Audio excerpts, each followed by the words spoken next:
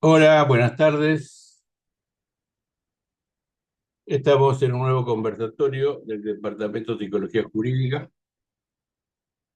de la Asociación de Psicólogos y Psicólogas de Buenos Aires.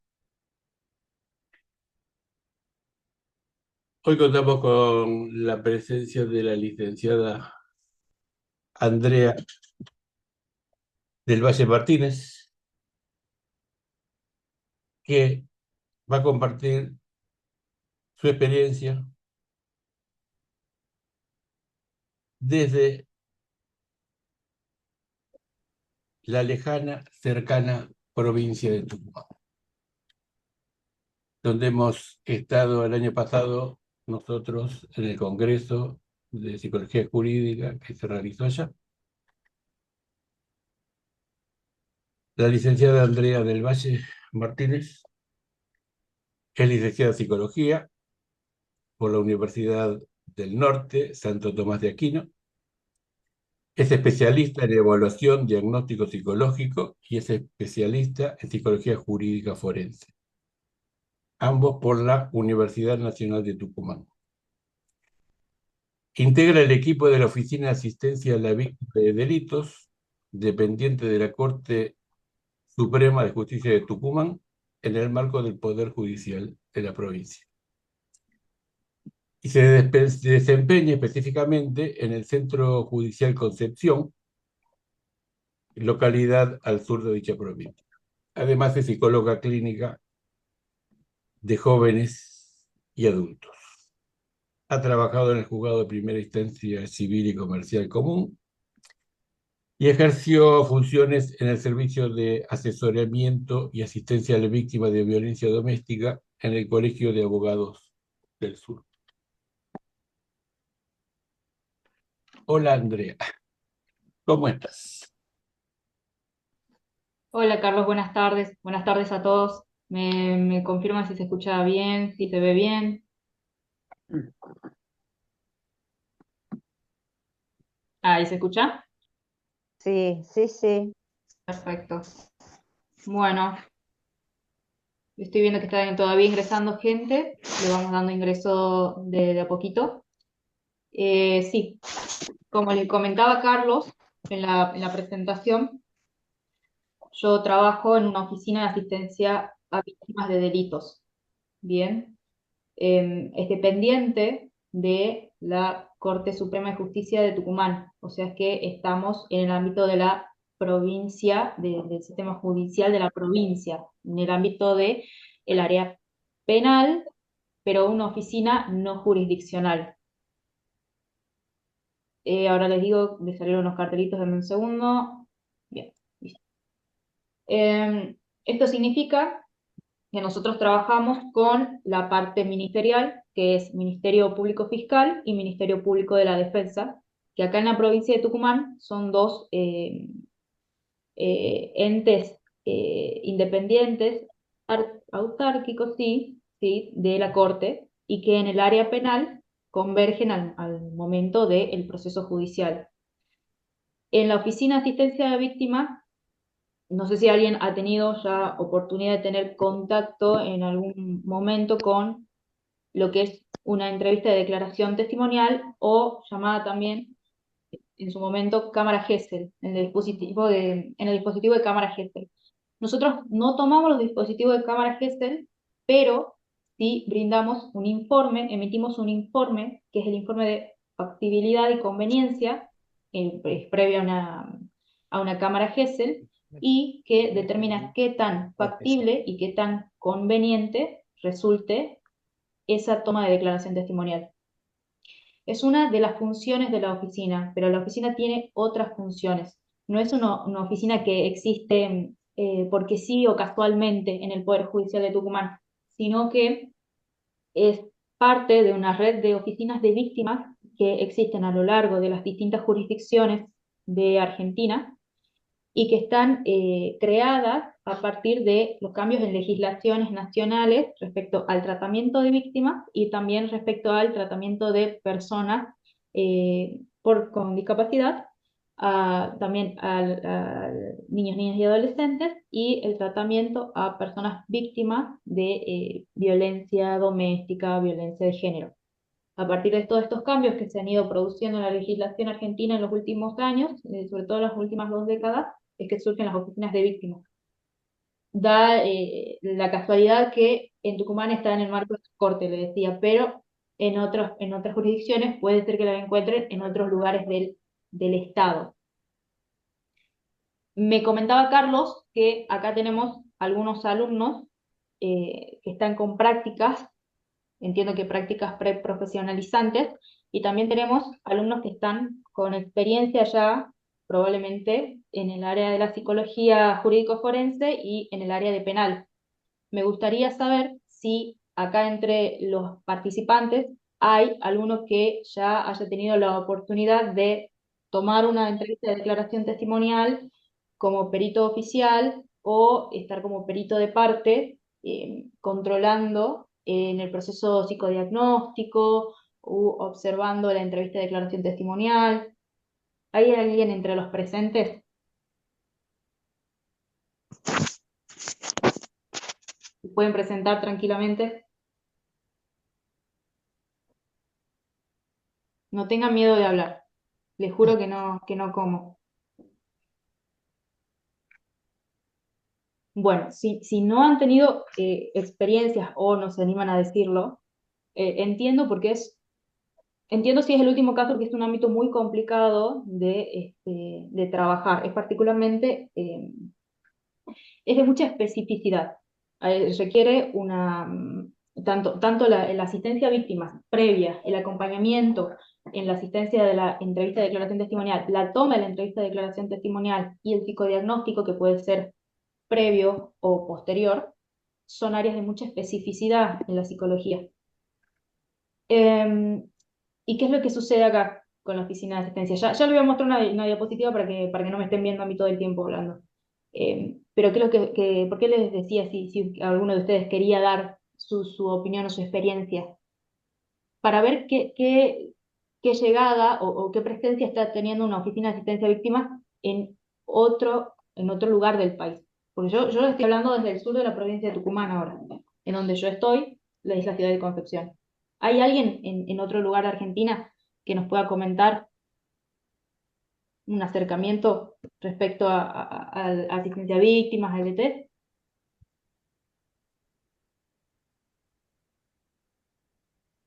Parece que no. Perfecto. Entonces vamos a seguir con las diapositivas. A ver, vamos a intentar compartir pantalla. Yo más o menos me llevo con la tecnología, pero siempre puede fallar, así que vamos a probar. Bueno,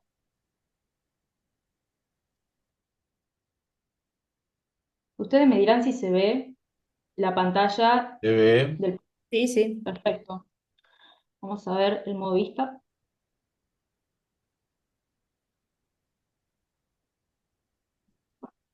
Acá yo les puse una serie de puntos que vamos a ir siguiendo a lo largo de la presentación, que es como para organizarnos.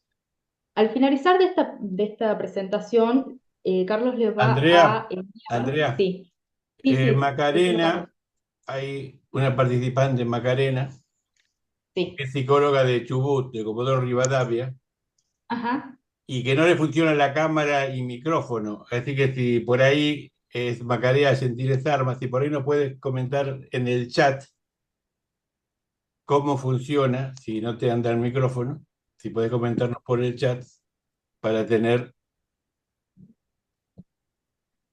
esta cura como toda de escritorio y no lean mm. lo demás. Bueno, Bueno, después en podés cualquier, comentar por el chat y seguimos avanzando. sí, en cualquier momento si quiere hacer algún aporte, también o contar cómo es la experiencia allá en algún punto, lo puede escribir. Gracias, Macarena. Acá vamos a poner. Bueno, bueno, les voy comentando.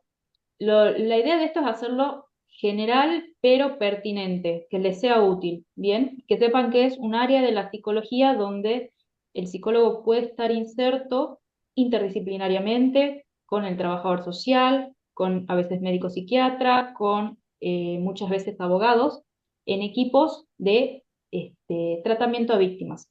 Para eso hay un marco legal, que es necesario mencionarlo, tanto a nivel nacional como cada una de las provincias tendrá una versión en su código procesal penal de cómo es el tratamiento. Después vamos a ir por lo que es víctima, revictimización o victimización secundaria, que lo habrán escuchado en algún momento.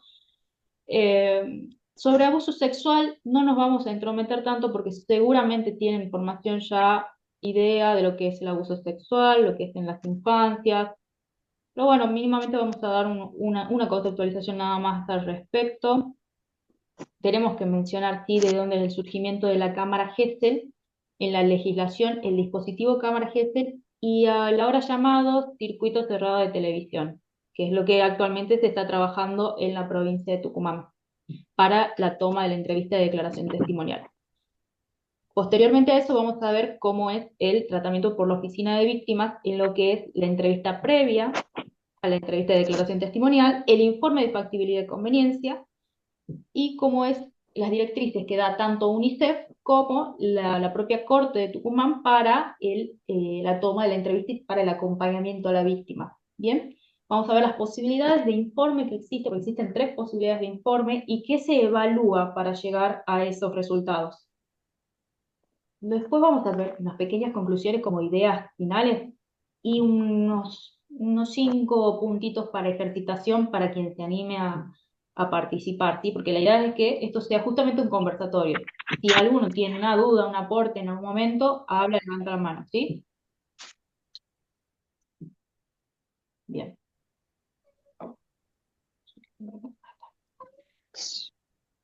Bien, ¿alguien tiene idea qué le suena factibilidad y conveniencia, esas 2 palabras? ¿Qué es lo factible y qué es lo conveniente? Bueno, para los procesos penales en la provincia de Tucumán, donde existen víctimas o testigos, que son niños, niñas o adolescentes, o personas que tengan una disminución en su capacidad mental o intelectual, porque así lo dice el Código Procesal, existe lo que se llama intervención por artículo 227, que es el informe de factibilidad y conveniencia. Lo factible es lo realizable, qué tan qué tan posible, bien, es realizar algo. Después lo vamos a ver bien. Y lo conveniente es, si nos conviene hacerlo. ¿Por qué nos llega este pedido y de dónde nos llega? Dirán ustedes. A ver, ¿quién nos emite el pedido? ¿Nos emite el pedido un juez? ¿Nos emite el pedido en los ministerios? ¿De dónde llega? ¿Llega la propia víctima, se sienta y nos pregunta si le podemos hacer el informe? No. En la provincia de Tucumán, estos informes, en realidad la intervención, el pedido de intervención, el pedido de informe, es un pedido de la Fiscalía. Acá hay unidades fiscales especializadas que dependen directamente del Ministerio Público Fiscal. Y ellos son los encargados de la etapa preparatoria, la etapa de investigación. Como son los encargados también de acá, de la realización de la Cámara Gesell, de la declaración testimonial, el código dice que previo a esto deberán dar intervención, bien, a la Oficina de Asistencia a Víctimas para que emita un informe de factibilidad y conveniencia. Es por ese medio que a nosotros nos llegan los pedidos. Lo que dice acá es que la entrevista e informe de factibilidad y conveniencia permite o pretende garantizar que el proceso judicial sea respetuoso, evitando la revictimización y protegiendo los derechos de las víctimas y los testigos. Es decir, no solo están alcanzadas las personas directamente afectadas por el delito, en este caso estamos hablando de abuso sexual, sino también por testigos que puedan declarar respecto a los hechos que visualizaron, que oyeron, bien, de lo que tomaron conocimiento. Entonces, como yo les decía al inicio, esto puede ser comparable a otras jurisdicciones en Argentina, ¿bien? Pero siempre las directrices van a ser la misma: la protección de los derechos de la infancia, la no revictimización y el acceso a la justicia. La población destinataria va a ser la población incluida en lo que es la Ley Nacional de Víctimas de Derechos y Garantía de las Personas Víctimas de Delitos, ¿bien? Delitos penales. Es decir, ¿llega solo abuso sexual? No, también llega lo que es la parte de violencia, pero acá nos vamos a centrar en lo que es abuso sexual. No es por el único delito que un niño, niña o adolescente o una persona con algún tipo de discapacidad intelectual puede llegar a un EDT, no. Pero acá nos estamos centrando en abuso. Permítame un segundo, mueva. En esta ley, la 27372, que es una ley nacional, dice que se reconoce como víctima tanto a la persona directamente afectada por el delito como a su cónyuge, conviviente, padres, hijos, hermanos, tutores o guardadores en los delitos cuyo resultado sea la muerte de la persona con la que tuvieron tal vínculo o si el ofendido hubiere sufrido una afectación psíquica o física que le impida ejercer sus derechos. Por ejemplo, ¿qué pasa con me voy a violencia, a ver qué pasa con un niño que visualiza una relación violenta desde bueno, lo que es más visible estadísticamente, ¿no? Desde el progenitor a la progenitora, o sea, del papá a la mamá. ¿Es víctima? ¿Es solo testigo? ¿O también es una víctima psíquica? ¿Qué dice la psicología al respecto? Es también una víctima psíquica el niño, desde ya. Sí. Entonces, en ese sentido es que se incorpora también esta visión más integral de la dinámica familiar. Porque como dice la compañera, es una víctima. Ahí el tratamiento que se le va a dar más allá de cómo esté como parte en el proceso judicial, pero también entendiendo que puede sufrir un daño, bien, como víctima. Y acá lo que tenemos a la par dice, el enfoque de derechos y no revictimización. Vuelve a salir la palabra revictimización, ya vamos a ver qué es eso. El avance legal reconoce la dignidad y derechos de la víctima durante todo el proceso judicial, asegurando asesoramiento. El asesoramiento es una de las funciones específicas que tienen las oficinas de víctimas, la atención especializada y evitando reiteraciones innecesarias o contactos recurrentes con el imputado, con especial atención a personas vulnerables como niñas y niños. Se trata de la víctima como sujeto activo con derechos a asesoría, protección y trato justo. Bueno, acá tenemos muchas cosas, ¿no? Hay como muchas ideas juntas. Lo primero sería, más allá del asesoramiento, que no es solamente un asesoramiento jurídico, sino que es un asesoramiento integral, porque como les decía, son equipos interdisciplinarios los que trabajan. Por eso dicen atención especializada, porque son especialistas, o sea, son técnicos especialistas, en el sentido de expertos en la materia y por eso es algo especializado. ¿Por qué habla acerca de las reiteraciones innecesarias o contactos recurrentes con el imputado? Hay dos cosas. ¿Qué se les ocurre a ustedes por reiteraciones innecesarias? Hacerle revivir de vuelta la situación al ponerlo en contacto en el presente de lo que pasó, ¿no? Ujú, ujú. ¿Y contactos recurrentes con el imputado? ¿A qué puede hacer alusión en la práctica? ¿Qué se les ocurre que puede pasar en la práctica, en el sistema judicial, en los poderes judiciales? De vuelta, no sé, citarlos en algún lugar donde esté tanto la víctima como el imputado y estén en contacto directo. Bien, bien. Sí, se puede llegar a pensar que no ocurre, pero muchos de los manuales se han escrito en base a estas experiencias, ¿no? En los manuales de psicología jurídica, cuando no contacto con el imputado, ¿no? Se escriben en base a las experiencias que están sucediendo alrededor del país hace años y cómo están dispuestos el aparato judicial, infraestructura, la parte de ingreso al lugar, si ingresan por la misma puerta, si lo cruza al momento de la entrevista de declaración, ya lo vamos a ver más adelante, pero hace alusión a eso.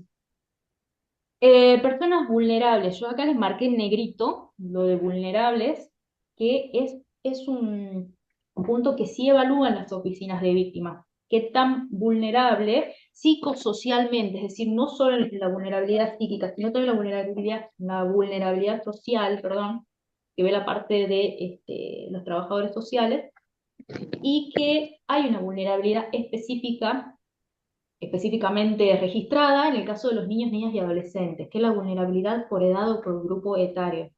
Es una vulnerabilidad en sí misma que se debe ser contemplada porque merece una protección especial en esos casos.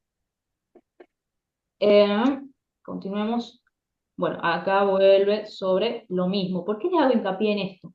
Esto es nodal, porque puede parecer un simple concepto, pero esto a la hora de la práctica es nodal. ¿En qué sentido? A ver, me fui para... Esto pasa más de lo que se desearía, ¿no? Puede ser que esté muy escrito respecto a las importancias que puede tener evitar la revictimización al momento del proceso judicial. No es tan fácil, no es tan fácil y porque también intervienen muchos agentes, hay muchos agentes en intervención. Imagínense que tenemos, al momento de una EDT, podemos tener, cuando yo diga EDT me estoy refiriendo no a la entrevista de declaración testimonial, a la cámara GESEL, pero imagínense que podemos tener interviniendo, por un lado, al Ministerio Público Fiscal, al fiscal o al auxiliar o al instructor que esté ese día, podemos estar interviniendo, obviamente que el gabinete de menores o el multifuero o el psicosocial, lo que fuera como se llamase, bien, que toman, el técnico que toma la entrevista, va a estar interviniendo seguramente el Ministerio de la Defensa o pupilar, depende cómo se llame en cada jurisdicción. Abogado del niño puede estar interviniendo, puede ser que llamen al juez en algún momento por medio de la parte de la corte, ¿bien? De colegios de jueces es acá, colegios de jueces penales, para que dirima acerca de una situación que se está conflictuando al momento de la audiencia preliminar de la GESEL. Y por supuesto que también va a estar la Oficina de Asistencia a la Víctima. Entonces, al ser tantos agentes y diagramar, coordinar las acciones en conjunto puede ser complejo. La revictimización es el sufrimiento adicional que infligen las instituciones y profesionales al investigar o procesar el delito, incluyendo jueces, policías y abogados. O sea, desde que el chico es más, le digo antes de que el chico ingresa al lugar del Poder Judicial, desde que el chico a veces vive en una zona de campo y es buscado porque no tiene traslado, porque vive en situación de pobreza, porque no puede llegar al centro judicial del que se tratase, tiene que ser buscado desde un móvil policial y todos los vecinos se enteran que el chico está siendo buscado de un móvil policial, desde ahí empieza la revictimización, desde ese punto. Para adelante. La víctima puede experimentar daños nuevos al interactuar repetidas veces con el sistema judicial. Esto que estaba diciendo la compañera, ¿no? ¿Qué pasa cuando tiene que ir varias veces, cuando no va una sola vez a declarar, cuando se lo vuelve a citar?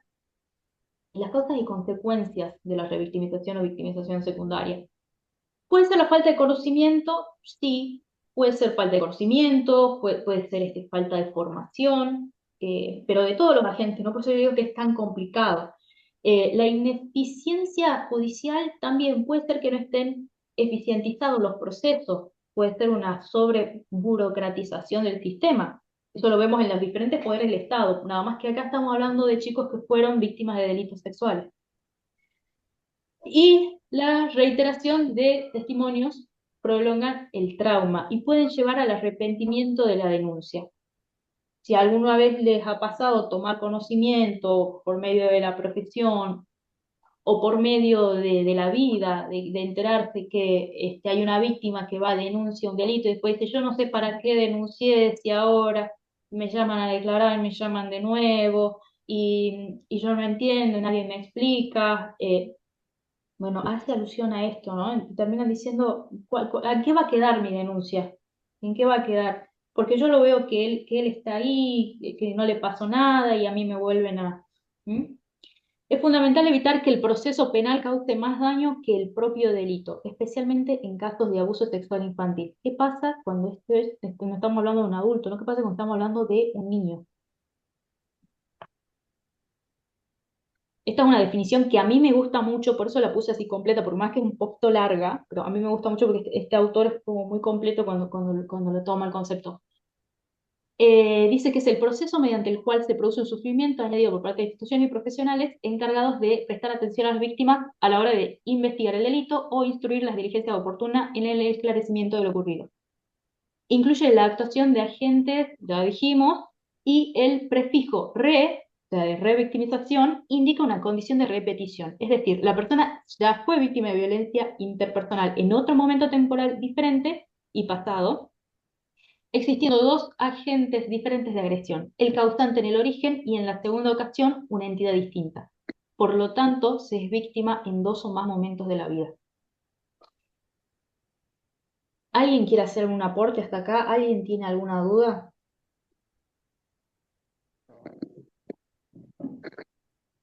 Bueno, hasta eso tomo agua. Me dicen si voy muy rápido, me dicen si algo no se entiende. Para mí puede tener una claridad que por ahí no la tiene, entonces me avisan. Ya van a ver por qué esto es importante. La revictimización o doble victimización apunta a las repetidas situaciones por las que atraviesan las víctimas ante los organismos judiciales después de haber sido afectadas por algún delito. Viéndose obligadas a testificar un número infinito de veces. ¿Alguien sabe qué es una declaración testimonial? O sea, ¿qué significa en lo legal lo de testificar? ¿Por qué es distinto declarar testimonialmente a una pericia psicológica? Empecemos por ahí. Entiendo, no soy del campo, ¿no? Pero entiendo que sí tiene un valor de ese testigo en cuanto a lo que lo va a contemplar el juez también. Entonces no es lo mismo una pericia que el juez puede considerarla o no como necesaria para toma de decisión de una sentencia, como así un testimonio que está dejando, ¿no? Ujú, ujú. Sí, son actos procesales distintos, eso lo puede decir mejor un abogado, pero son actos procesales distintos que son pruebas distintas. ¿Mm? Por eso yo pregunto, a ver, capaz que esto cae muy de maduro lo que estoy por decir, pero nunca está de más la pregunta. Para ustedes, ¿la entrevista de declaración testimonial es una pericial psicológica? Sí, Alguien no, dijo que no sí. lo es. Ujú. A ver, ¿por qué sí, por qué no?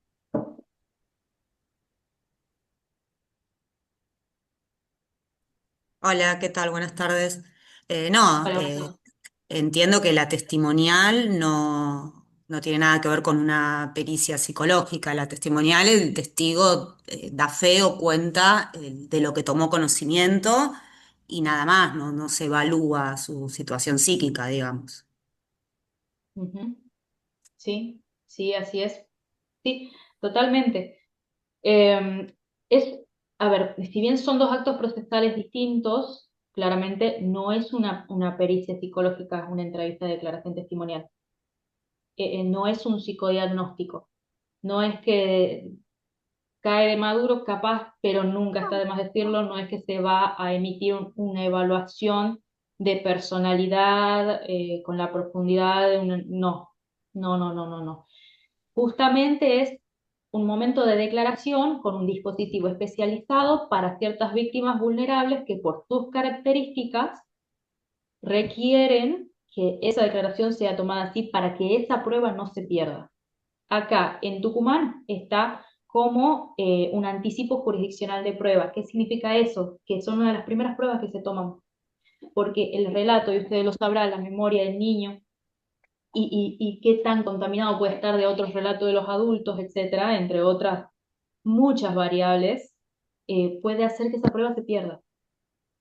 Y antes, ya lo vamos a ver más adelante, antes este niño declaraba en la fiscalía. Así como el adulto, el chiquito iba a la par y estaba todo el auxiliar fiscal y estaban tomándole la declaración y pasaba el policía y escuchaban, o en la comisaría, y hasta no hace muy poco, ¿no? Y hasta no hace muy poco y a veces es contemporáneo eso. Entonces, ¿qué pasa cuando testifica una vez y cuando se lo llaman más veces a testificar? Se le vuelve a preguntar, y el chico tiene que volver a contar. ¿Qué pasa ahí con ese psiquismo?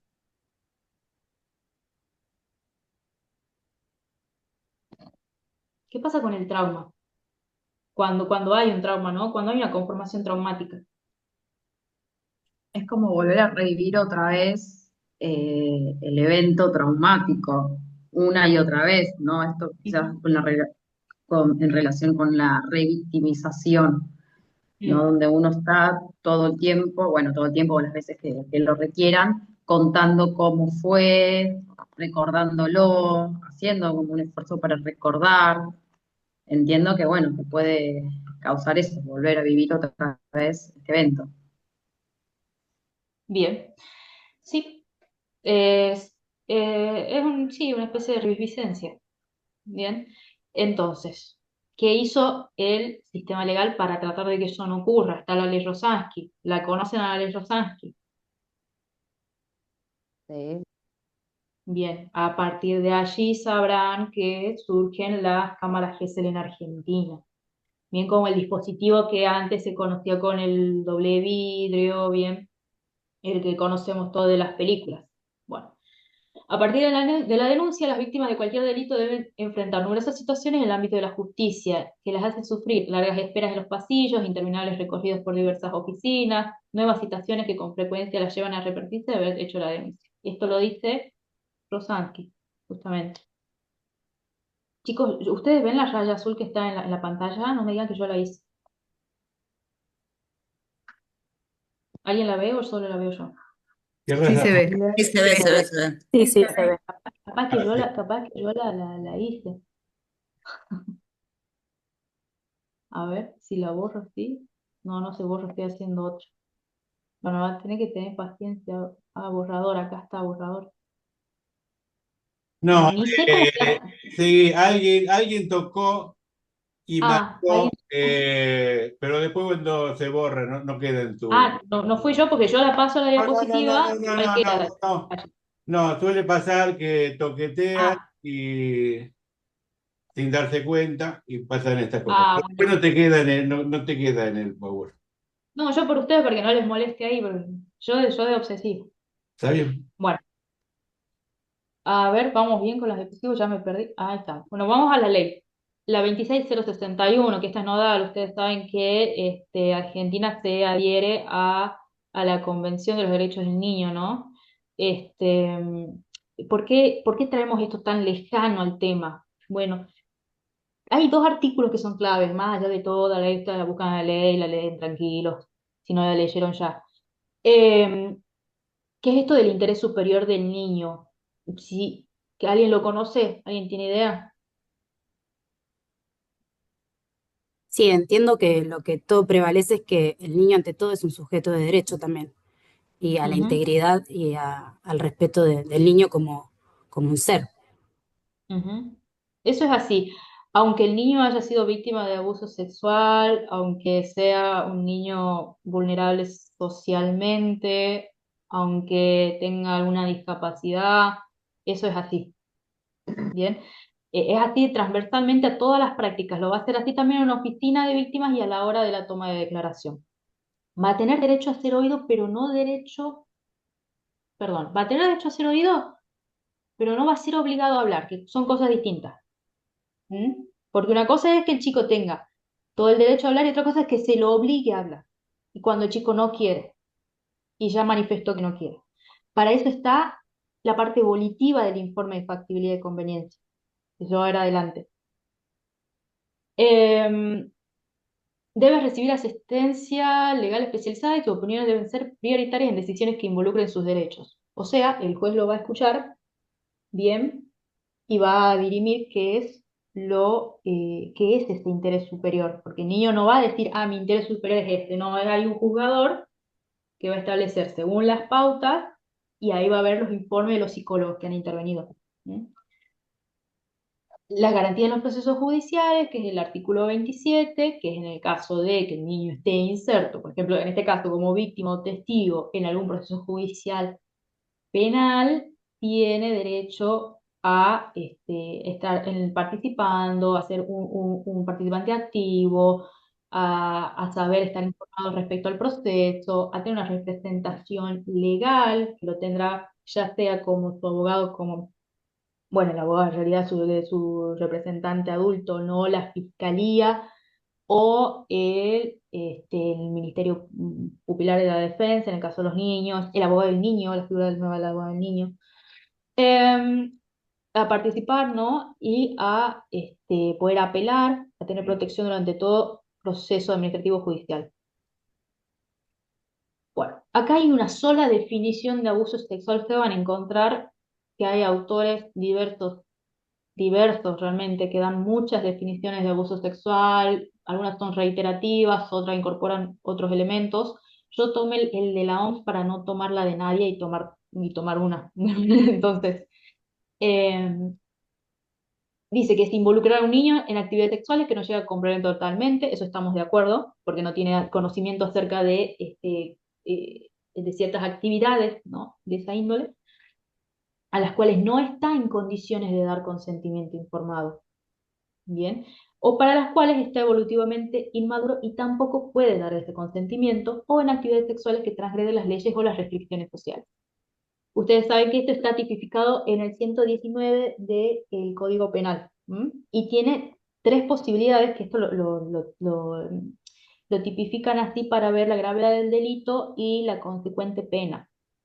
Tienen simple, abuso sexual simple, el gravemente ultrajante y con acceso carnal. Ustedes lo buscan entonces en el Código Penal, en el 119. Y hay agravantes. Cuando nos llega un pedido, nosotros sí atendemos a estas circunstancias. Bien, ahí tenemos el agravante según la edad, qué daño le produjo, psíquico y físico, el vínculo con el imputado. Bien, porque no es lo mismo que ser abusado por alguien de la calle que pasó y sucedió, que por tu papá, que por tu mamá, que por tu maestro de la escuela. No es lo mismo, psíquicamente. Y las circunstancias del hecho. Bien, esto del final. La denuncia es pública y obligatoria para profesionales. Les hago una pregunta acá. A ustedes en la parte clínica les llega un chico. Les pregunto porque pasa mucho, ¿no? Llega, obviamente, pero les llega un chico que les cuenta, o papá o mamá los lleva y les cuenta qué quieren saber, por qué ha comentado situaciones, qué les pasa con un familiar, con el tío. Bien, y ustedes hacen una evaluación de esa situación, los citan primero a entrevistas, ¿qué hacen ahí? Eh, ¿qué se les ocurre que se hace? Se enteran, es un chiquito de 9 años.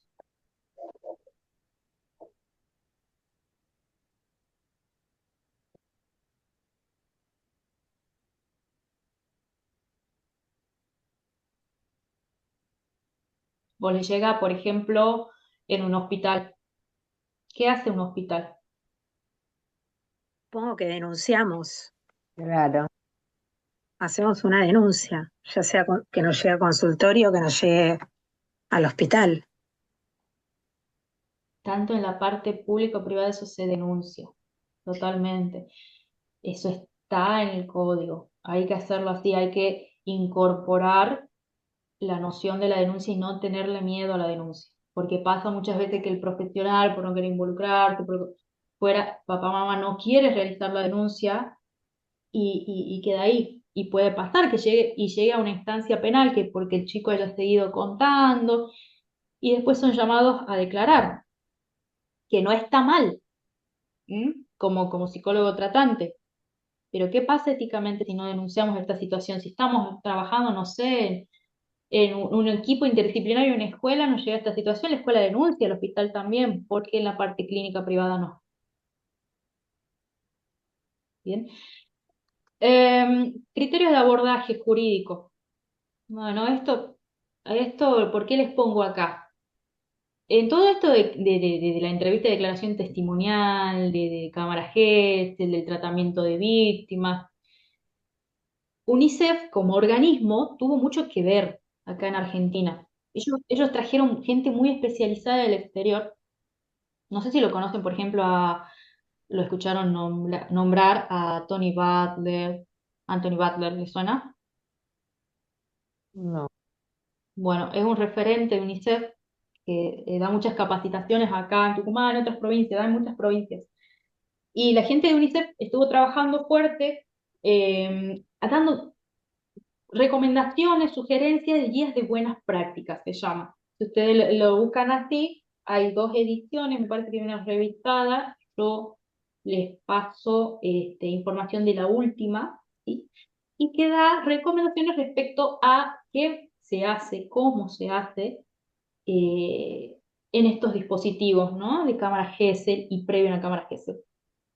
De nuevo, se va a buscar garantizar la protección integral, la salud y evitar la revictimización de niños y niñas. Ojo, ahí dice la protección integral y la salud. En este sentido, nosotros estamos, si bien insertos en el ámbito de la psicología jurídica y forense, pero nunca se nos debe olvidar que somos agentes de salud. Por más que tengamos que habituarnos a utilizar cierto tecnicismo, empaparnos de cierta forma de proceder del aparato judicial, somos agentes de salud, es lo primero que somos. Acá se busca respetar los derechos a ser oído y adaptarse a las necesidades del niño. No todo niño es igual. No todo niño es igual, ustedes lo saben, muchos son padres, tienen sobrinos, fueron niños, lo que fuera, entonces saben que hay necesidades específicas. Procurar la validez probatoria de sus testimonios con procesos eficientes. ¿Qué les parece que es esto de la validez probatoria del testimonio? Validez, ¿qué tan válido es el testimonio como prueba, ¿no? ¿Pero qué significa eso? Puede pasar, puede pasar que si hay un informe de factibilidad y conveniencia positivo, es decir, que ese chico vaya a una entrevista de declaración testimonial, si lo autoriza la Oficina de Asistencia a Víctimas de que se trate, y el chico no estaba listo para hablar, o no pueda, no sé, no pueda representar, simbolizar psíquicamente respecto a los hechos acontecidos, no esté en el momento anímico, emocional, no esté con redes de apoyo eficientes, lo que fuera, el chico no habla. ¿Qué pasa con esa prueba? ¿Qué pasa con esa causa judicial? ¿Qué se les ocurre? No tiene validez, pero me preguntaba cómo pasó lo de confiabilidad y factibilidad. O sea, ¿cómo llegó ahí? ¿Se entiende mi pregunta? Supuestamente era factible y era confiable. Entonces, ¿cómo llegó a ese punto en donde decís, no, finalmente a este nene no se le podía tomar ningún testimonio? Y llegamos a la conclusión que entonces no hay validez probatoria. ¿No es como que hay una parte anterior que hace que eso no pase? Esa es mi pregunta en mi ignorancia. Sí, sí, es así, pero los humanos somos imperfectos y somos incompletos y somos contradictorios, entonces puede pasar cualquiera de esas cosas, ya sea de la gente, ya sea de... Por ejemplo, te doy un ejemplo concreto. ¿Qué pasa si en ese momento la víctima quería y podía hablar y después no? Porque, por ejemplo, desde el informe de factible conveniencia hasta la fijación del ETT puedes tener 2 semanas. Ponele si tenés suerte y tenés agenda, porque a En veces todo puede pasar caso, más. puede pensarse por esto de la conveniencia que vos decías, de ver si es tomado o no el testimonio como conveniente, teniendo en cuenta que no está eh, apto o en condiciones emocionales como para dar un testimonio con validez. Sí, tiene que ver tanto con la factibilidad y con la conveniencia. No les quiero adelantar porque ya viene después, pero sí, sí, va por ahí. Pero Bien. puede pasar, puede ser que el chico ya no quiera hablar, pero ¿por qué? A ver, ¿por qué se salvaguarda esta situación? Porque está previsto que no solo se le pregunta en el momento de la entrevista, de la entrevista previa, que es otro día, no es que sea, bueno, por lo menos acá en Tucumán, ¿no? Capaz que en otras jurisdicciones sí lo hacen el mismo día, un ratito antes. Pero acá en Tucumán se le pregunta 2 semanas para atrás de la fijación, por darles un ejemplo, de la fijación de fecha de DT, y se le vuelve a preguntar ese día, porque ese día está la oficina de víctimas ahí, y está acompañando al chico y está viendo cómo el chico está. Esa es la función. Aparte que el mismo psicólogo del gabinete, el técnico, también, obviamente, que evalúa las condiciones cognitivas, emocionales, volitivas que tiene el chico en ese momento, porque pueden haber cambiado. Entonces, la prueba puede caer. Ese es el tema. Te hago Y una si, pregunta. Te hago una ¿cómo, pregunta. perdón? ¿Me escuchás? Sí, Rosana. ¿Cómo estás? Acá dice que se procura la validez probatoria con procesos eficientes. Rose, apagá el celular. Debes estar metida debes haberte metido con la compu y con el celular. Sí, perdón, pensaba que era una pregunta, por eso, vale. Pero sí, va por ahí. Puede caer y hasta archivarse. Esa es la gravedad.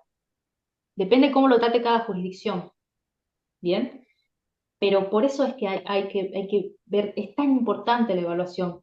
Capaz que ustedes pensarán, es menos importante que la entrevista, no, es igual de importante que una EDT, ¿bien? Porque es toda la parte de preparación del chico para llegar a ese momento donde la prueba es fundamental y capaz que es lo único que tiene, porque si ustedes tienen un abuso sexual simple cuando es un tocamiento y no hay una prueba física, no hay un acceso, no hay una lesión del cuerpo de perito médico, del ministerio fiscal, y es la declaración.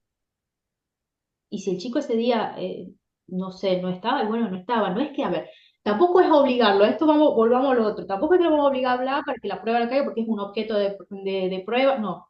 Sí, es como la compañera dijo hace rato, es un sujeto de prueba, pero con la implicancia que eso significa la prueba. La intervención debe incluir una reparación integral, física, psicológica, social y educativa, y apoyarse en una visión interseccional que contemple las particulares condiciones de existencia de las infancias en víctimas y testigos, niñas y adolescentes. Condiciones de existencia es un término que utilizan mucho los trabajadores sociales, que habla acerca de esta parte psicosocial que evalúan ellos. Es una evaluación muy rica.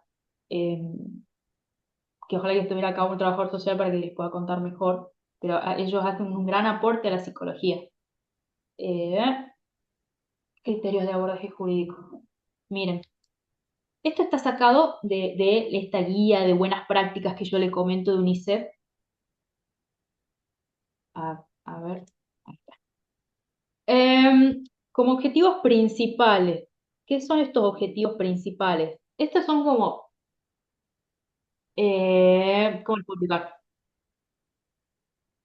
Vieron que yo hace rato les decía de la Convención de los Derechos del Niño, de la ley Rosati, la ley de víctimas, como que todos convergieron, bueno, también tienen las reglas de Brasilia, bien, para personas en situación de vulnerabilidad, eh, todas convergieron en una serie de puntos en común. Y en la infancia tiene que ver con esto. De nuevo, lo vamos a hacer medio rápido. La protección integral y el bienestar, bien, esto ya lo dijimos, no lo vamos a volver a decir. El derecho a ser oído, que ya lo dijimos, bien, pero bueno, esto es expresar la opinión adaptado al entorno y los procedimientos que puedan hacerlo en condiciones adecuadas. ¿Qué pasa con un chico que va a declarar y que tiene un trastorno del espectro autista? No lo hacemos declarar porque tiene un trastorno del espectro autista. No, porque otra vez, si no estás invalidándolo como persona, no No, tiene que pero ver su dijiste, condición. Tendrían que dijiste Ahí ver tiene que hacer que cómo. sí. el aparato estatal ahí.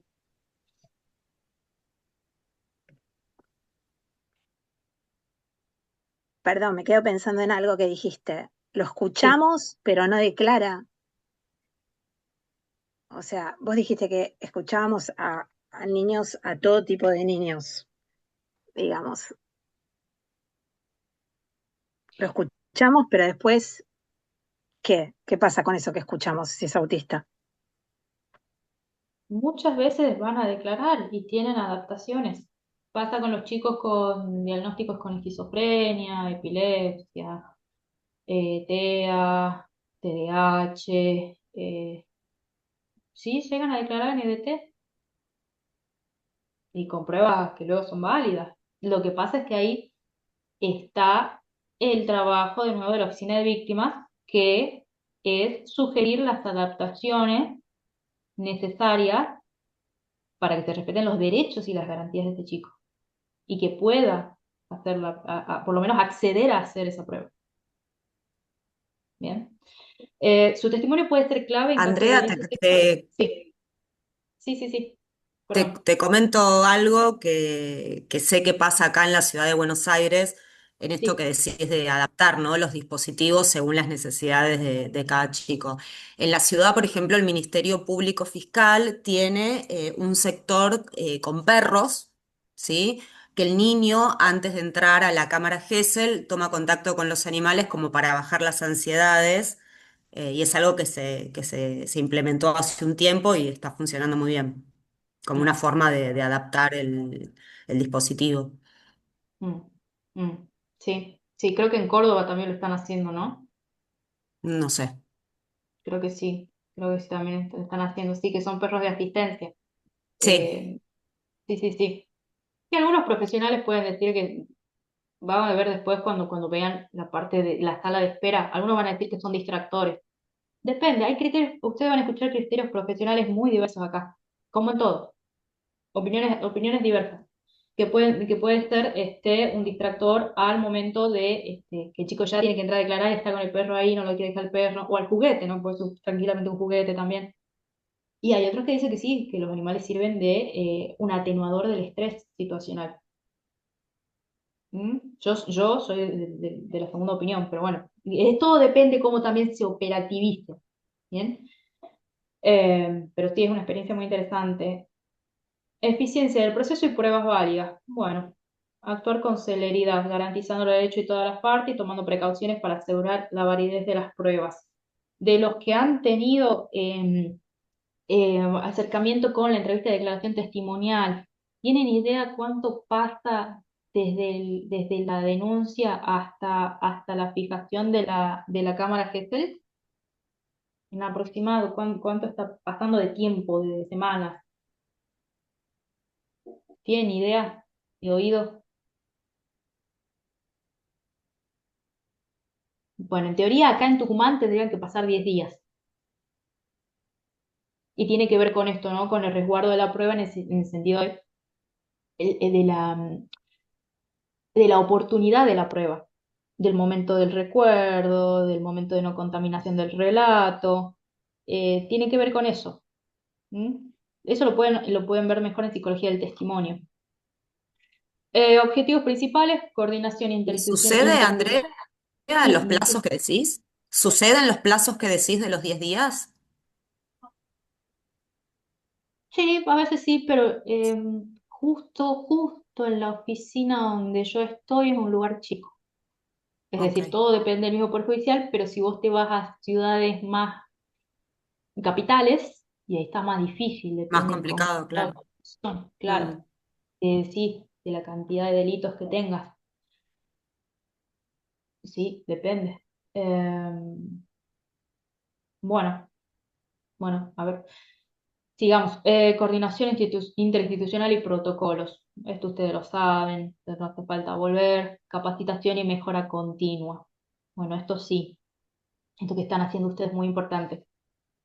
Por lo menos a mí, en mi formación de grado y hasta algo de la de posgrado, no me enseñaron respecto de asistencia a víctimas. No sé si ustedes la primera vez que lo escuchan, ya lo escucharon antes, la primera vez, me dirán. ¿Alguna vez la habían escuchado respecto a la existencia del trabajo del psicólogo en oficinas de asistencia a víctimas?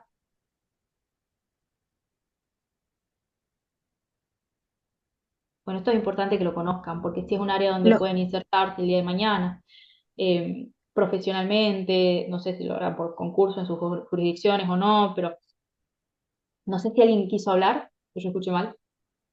no, iba a decir que lo escuché, pero en casos de catástrofe, ese tipo de situaciones. No, Ah, de crisis. claro. Mm. Es más, lo Claro, estudiamos así también, qué se podía claro. hacer en esos casos y cómo era el rol del psicólogo en esos casos. Por ahí también yo creo que está como más visibilizado en el caso de trata, delitos de trata, delitos federales, cuando hacen acompañamiento a las víctimas. Me parece que por ahí puede estar más visibilizado, pero también está en la la justicia provincial. Hola, Andrea, Hola, eh, Alicia. ¿cómo estás? Mira, yo soy perito psicóloga de hace muchos años en provincia de Buenos Aires y las fiscalías tienen la atención, el centro de atención a la víctima, y ahí comienza con no solo la atención primera, que es el servicio local, sino también le hacen la Cámara Gesell y también pericia en la Fiscalía en Centro de Atención a la Víctima. O sea, no es solo, bueno, este tema de trata y demás. No, no. Es habitual que en la Fiscalía se tome la declaración, la entrevista previa, luego la Cámara Gesell y después las pericias. En caso que, bueno, no pueda declarar y demás por las condiciones del menor, se le toma una pericia y se espera cuando esté en condiciones de declarar. O sea que es habitual en provincia de Buenos Aires que las fiscalías tienen centro de atención a la víctima. Hola, Perfecto. ¿qué tal? Sí, no sé si me dejan contar, yo trabajo en uno, acá en Azul, provincia de Buenos Aires, ¿se me escucha bien? Sí, sí, Sí, Marianela, se te sí, escucha sí. bien. Bien. Sí, yo tomo las cámaras Gesell, tenemos diferenciado lo que es la pericia, como nosotros pertenecemos al Ministerio Público Fiscal, la pericia la hace los peritos de corte, digamos, que son un organismo imparcial, digamos, porque no pertenecen ni a defensa ni a fiscalía, pero sí nosotros intervenimos en lo que es la testimonial de la Cámara Gesell. Y el acompañamiento a víctimas también se hace en los momentos del juicio, o si la víctima en algún momento del proceso quiere saber cómo va la causa, se la atiende en el centro de asistencia a la víctima. Tenemos abogados y psicólogos y trabajadores sociales. Sí, Sí. en provincia de Buenos Aires sí, también está el centro, digamos, el cuerpo técnico auxiliar que depende de la asesoría pericial, nada más que en la parte de menores, ¿no? Mm. Pero muchas fiscalías toman no solo la Cámara Gesell, sino también las pericias en el centro de atención a la víctima, ¿no? ¿Y por qué No, por qué creen que pasa eso? Por qué que está diagramado así? no lo sé, la verdad que no lo sé. Quizás son las pruebas que necesita la fiscalía para acusar a una determinada persona, ¿no es cierto?, indicada por el menor. No, no Bueno, sé pues cuál es la sí, diferencia que a hacen. ver, claro, eso es lo que le decía al inicio. Por un lado, depende de la jurisdicción de quién va a ser dependiente la oficina de víctimas. En el caso de Tucumán es de la Corte, o sea, son imparciales. Claro, En el caso de provincia, parte del MPF. Y bueno, puede ser una cuestión de que surgió así, ¿no? De que se dio así y se hace así porque, bueno, se hace así. Otra posibilidad es que tenga un sentido que sea el mismo referente técnico, el que continúe con la víctima en el momento de la entrevista previa, la entrevista de declaración testimonial y antes o después del psicodiagnóstico, dependiendo. Porque el chico hace un rapport, hace un lazo, hace una confianza, que si lo estamos cambiando de técnico, ¿cuántos psicólogos queremos que lo vean en el proceso? Volvemos a esto de la revictimización. Puede tener ese sentido, lo cual sería muy prudente. Acá, en el caso de esta provincia, por un lado, Corte tiene víctimas y por el otro lado tiene gabinete. Pero eso es así acá. Pero puede ser que esté distinto en otro lado. Por eso vamos haciendo como el intercambio de una jurisdicción a otra. Bueno, pero avancemos porque no Perdón, quiero monopolizar. Andrea, ¿te puedo preguntar algo? Sí, sí, Igual sí, estén obvio. separados. no beneficia también a las pruebas? O sea, por un lado, el pro sería que si es la misma persona y más ya estableció el rapport con el niño y obviamente que es beneficioso en ese punto. Pero viéndolo desde el otro lado, ¿no es también, no está bueno también que diferentes personas miren algo? ¿Me entendés lo que digo? O sea, como que estén diferenciadas, que uno, que sean diferentes las Yo personas, te, como pasa yo en te cuento, provincia. les cuento si quieren la ventaja que yo veo de cómo lo hacemos acá en Azul. A ver, Vieron que el protocolo, bueno, ustedes en Tucumán tienen la ventaja que el código procesal manda que sea dentro de los 10 días. Acá no hay un sí, plazo, y el protocolo dice que tenemos que tratar de hacerlo lo antes posible. Entonces, con las fiscalías que logran trabajar bien, nosotros hacemos la entrevista previa a la declaración testimonial el mismo día que la Cámara Gesell, y eso estamos logrando hacerlo el mismo mes de la denuncia. Y después la asesoría pericial o el CTA hacen la pericia del menor, ya salvo que se lo pidan urgente, a veces pasan meses cuando el chico hace la pericia, y muchas veces en un punto pericial le preguntan al perito sobre el relato que dio el chico en el testimonio en cámara Gesell. Bueno, ahí tenemos una pelea porque eh, a veces piden esto de la verosimilitud del relato, que la mayoría no. Bueno, sí, sí, es que justo esto es lo que estaba por decir. Depende para quién sea conveniente. Y de nuevo, ¿desde dónde nos paramos? Desde Por eso. los parámetros que nos dice las convenciones internacionales muy o indicativas, las hacen a partes, veces hasta. o ¿Eh? exacto. Depende para qué y qué se quiere evaluar, porque a ver, si más allá de que, a ver, más allá de que dependamos de MPF, de corte, lo que fuera, nosotros nos tenemos que ajustar a criterios técnicos y científicos de lo que nos dice la psicología. O sea, lo que en teoría sale en un informe, sale en un informe. Esto por un lado. Y por otro lado, de nuevo, hago esta pregunta, ¿conveniente para quién? Lo que pasa es que lo que sea conveniente para el proceso también termina siendo conveniente para la víctima. Por ejemplo, yo he tenido casos que hago la cámara Gesell y después la pericia la hace el CTA, y la defensa pone un perito de parte, y la fiscalía nos quiere poner a nosotros como contralor. Entonces, imagínate que si nosotros hubiésemos trabajado haciendo la pericia, ya no podemos actuar como contralor. Siempre que al pertenecer al Ministerio Público Fiscal, si nosotros hacemos la pericia, eh, más vale que vamos a ser objetivos, pero quieras o no, pertenecemos a la Fiscalía. Eso por ahí yo le veo la desventaja. Yo sé que hay en lugares que las asesorías periciales tienen tanto caudal de trabajo que no queda otra y las terminan haciendo los mismos del Ministerio Público Fiscal, pero pudiéndose hacer, me parece que cada parte. Es cierto que yo entiendo la ventaja que dicen de que sea el mismo profesional, pero al pasar a veces hasta meses, no creo que en la Cámara Gesell genere semejante rapport como para después, salvo que lo hagas Claro. toda la misma semana, pero es medio, si lo haces toda la misma semana estaría buenísimo, pero no pasa. El mismo día hacer pericia y Cámara Gesell a mí me parece una locura porque es recansador. No, no se hace, no se hace. No, no se hace. Ya ahí movilizas un montón de energía psíquica que no tiene sentido. Ni para un adulto podría hacerlo, mucho menos un niño. Te ¿Alguien cuento, tiene?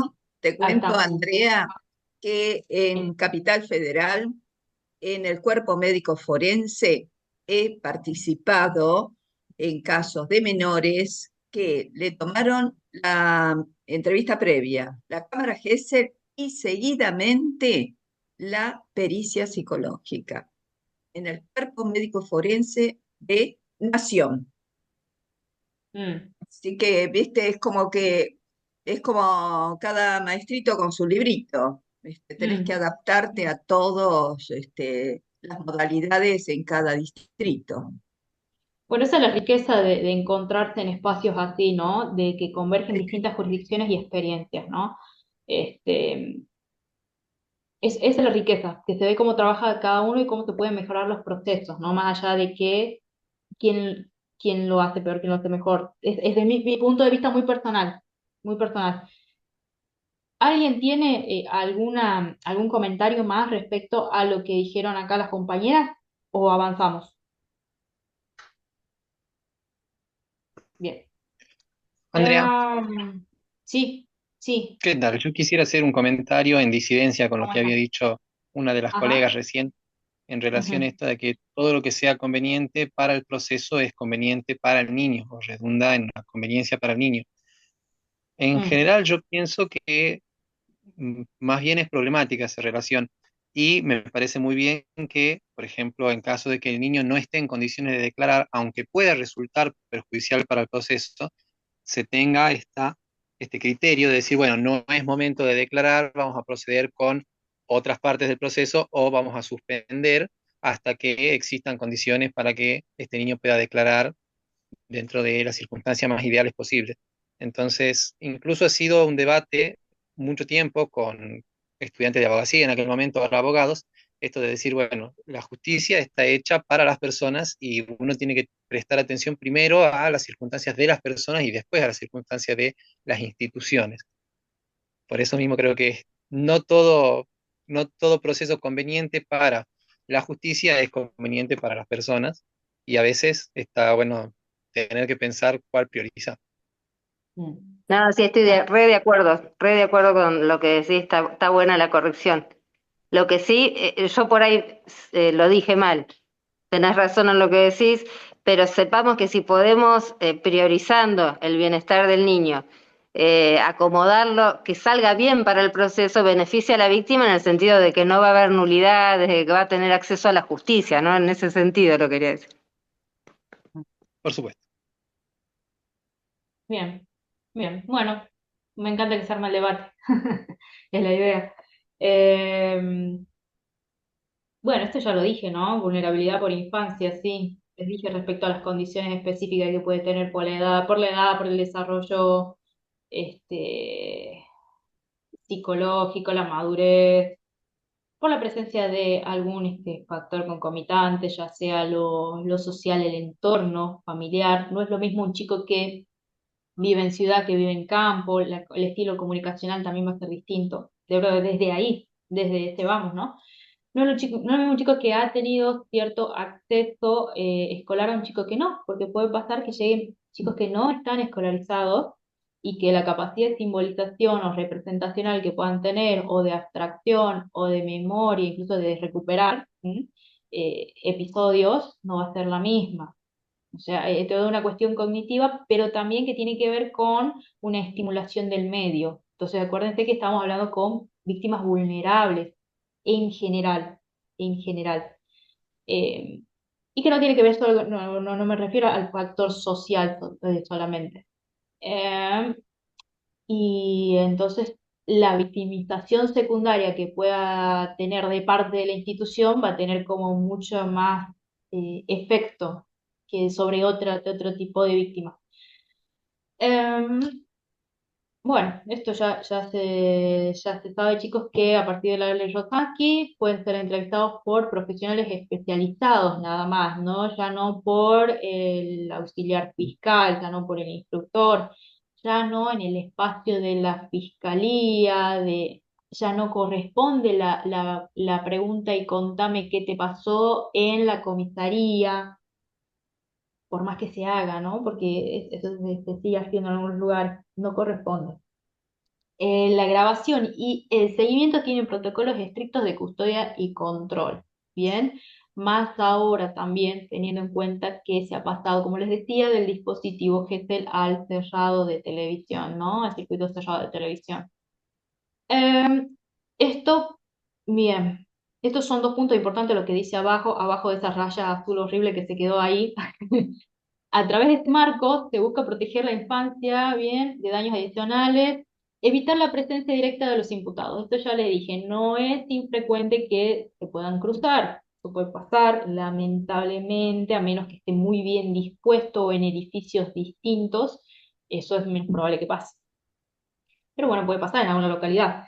Eh, Asimismo, también el hecho de garantizar que cualquier entrevista adicional sea excepcional, justificada y antecedida de una evaluación profesional sobre tu conveniencia y riesgos. Esto ya lo decía la ley, ¿bien? Es decir, ¿cuántas veces creen ustedes que usualmente se va un chico a declarar en un EDT, en una GC? Una, Bueno, de muy preferencia poco. una, ¿no? De preferencia de ser así una. La idea es que el chico no vuelva a ser llamado, por eso es excepcional. Es para que no tengan que volver a pasar por el tránsito judicial. Por eso es tan cuidadosa la prueba y por eso se videograba, para que ella, el juez después, pueda visualizarla y no tenga que volver a llamar. eh, y esto de revivir, ¿no? Bueno, la entrevista de declaración testimonial. Bueno, sobre esto tienen un montón, pero un montón. Yo acá solamente les puse cosas muy puntuales porque, bueno, tengo que pasar a lo siguiente ya, que es en sí el informe. Eh, entonces habíamos dicho que es un medio de prueba que es independiente, que es para obtener un relato preciso, confiable y completo de la víctima. Suena hermoso, dicho así, suena hermoso. Si hay algún colega que haya tomado entrevista de declaración testimonial a niños, me podrá decir si el relato es preciso, si es completo, si es ordenado. ¿Es así? ¿Es fácil? ¿El chico suele contar todo siempre? ¿Es así? ¿Da lujo de detalles? Bueno, Su- no es, Supongo no que es si en tan... una entrevista normal no podés, y para eso estamos usando todo el resto de la batería de test, me imagino que en este caso mucho menos. Mm, mm. Sí, totalmente. Muchas veces, no es así. Por eso es que la entrevista de declaración testimonial tiene sus etapas, ¿bien? Tiene una etapa de inicio, establecimiento de rapport, después está protocolizada muchas veces, tiene la parte de preguntas abiertas, preguntas clarificadoras o ampliadoras o sobre detalles, y luego lo van induciendo como el cierre, ¿bien? Con otras preguntas de menor movilización emocional. ¿Por qué acá le puse fenomenología en negrito?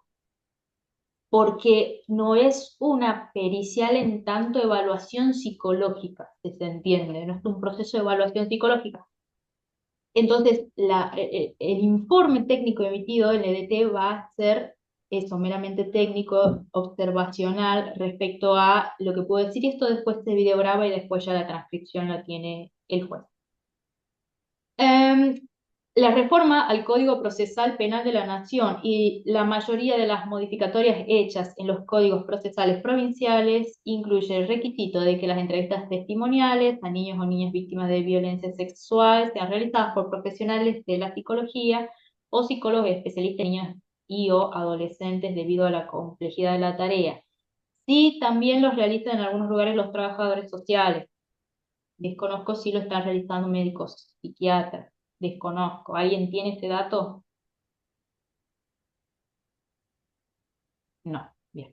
Mira, digamos, he leído una declaración testimonial que fue tomada por psicopedagoga en Entre Ríos, como que está Sí. permitido la psicopedagoga. Y sí, UNICEF lo incorpora ahí como una Ah, posibilidad, pero vieron que eso depende de cada... cada distrito. Sí, sí, sí, sí. Bueno, la declaración implica una descripción de las circunstancias de tiempo, modo y lugar. Esto es lo que le interesa a la fiscalía. Que el psicólogo técnico pueda decir acerca de las condiciones del tiempo, modo y lugar del hecho. La identificación del o los agresores, la caracterización de la conducta de esa persona y de la víctima, las interacciones, etc. O sea, esto es lo que ellos quieren saber en realidad. Y para eso la prueba. Los esfuerzos deben estar enfocados en facilitarlo, bien, para lograr el mejor relato posible en términos de cantidad de información y detalle. ¿Esto significa hacer cualquier pregunta al chico? ¿Quién decide qué pregunta se hace o no? ¿Cuándo se decide? Hice como muchas preguntas, creo. No, no significa hacer cualquier pregunta al chico. Antes, Antes ¿no? se debe saber, claro. Ajá, sí. Hay una etapa. Generalmente, Sí, sí, sí, te escucho. generalmente hay un pliego de preguntas que entregan desde Fiscalía en la provincia Mm, donde yo trabajo, digamos, en Corrientes. sí. Hay un pliego de preguntas que otorga la Fiscalía al perito que va a realizar la entrevista de declaración testimonial, la lees. Si no hay preguntas impertinentes, digamos, se continúa. Las partes pueden presentar también sus pliegos de preguntas o la asesoría. Una vez que estén leídas esas preguntas y estén de acuerdo, bueno, el juez de garantía lo habilita, digamos, si no hay ninguna objeción y se da inicio a Bien, la toma de declaración testimonial. bien. Gracias, Cintia. Sí, así No, es. por nada. Hay una audiencia preliminar para esto. Es decir, las partes van ofreciendo sus preguntas, bien.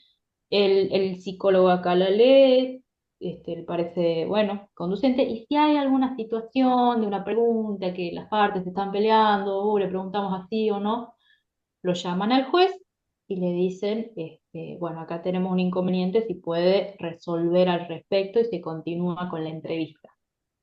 Si es que ya inició, porque puede como acá por el final. Y antes, obviamente, se hace la preliminar y después en el medio hay un espacio como de repreguntar algo que se va a preguntar y se vuelve. Bien. Eso lo hace gabinete. Entonces, no se pregunta cualquier cosa, ni tampoco. ¿Mm? Factores que afectan la declaración, la edad, el contexto, desarrollo del lenguaje, puede haber un trastorno del lenguaje, el tiempo transcurrido, qué tiempo que pasó también, porque no es lo mismo que un chico de 15 años cuente que a los 10 se acuerda que lo abusaron, a uno que le pasó la semana pasada, tampoco es lo mismo. Las habilidades del entrevistador, por eso ellos están especializados en infancia, por lo general los que toman entrevista de declaración testimonial, y también en lo que es la parte de psicología del testimonio. Están especializados, ¿bien? Si a alguien le interesa. Y la naturaleza puntual o crónica del abuso influyen en la validez y riqueza del testimonio del niño o niña. Esto significa si ha sido sistemático en el tiempo el abuso o si ha sido uno o dos hechos.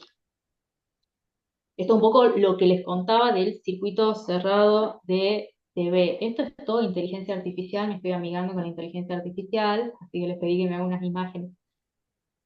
Le salió más o menos igual, porque tampoco es así. Pero ustedes ¿qué pueden visualizar acá? Cuando dice la cámara Gesell al circuito cerrado de TV, ¿qué es lo que ven en las imágenes? ¿Qué les parece? ¿Qué impresión les da?